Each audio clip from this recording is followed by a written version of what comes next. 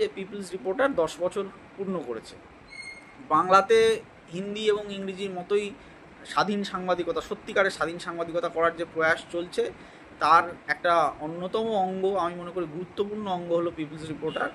তারা এই বাজারে 10 বছর পূর্ণ করেছে, এটা অবশ্যই সুখবর। পিপলস রিপোর্টারের মতো আমরা নাগরিক.net থেকেও স্বাধীন সাংবাদিকতা করার চেষ্টা করছি। এই চেষ্টা করতে গিয়ে অবশ্যই সাফল্য থাকবে, ব্যর্থতা থাকবে, কিন্তু কোনো কাজ না করলে কোনো ভুল হয় না, যেমন রবীন্দ্রনাথ লিখে গেছেন। সুতরাং আমার কাছে এটা খুবই আশাব্যঞ্জক খবর যে পিপলস রিপোর্টার 1 দশক পূর্ণ করলো।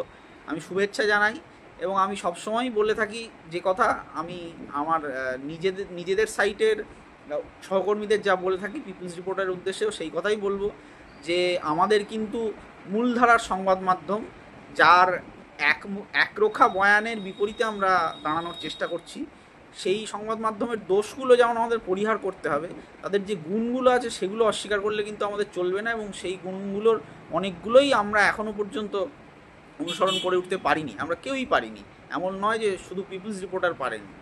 সেই গুণগুলো থেকে কিন্তু আমাদের শেখার চেষ্টা করতে হবে।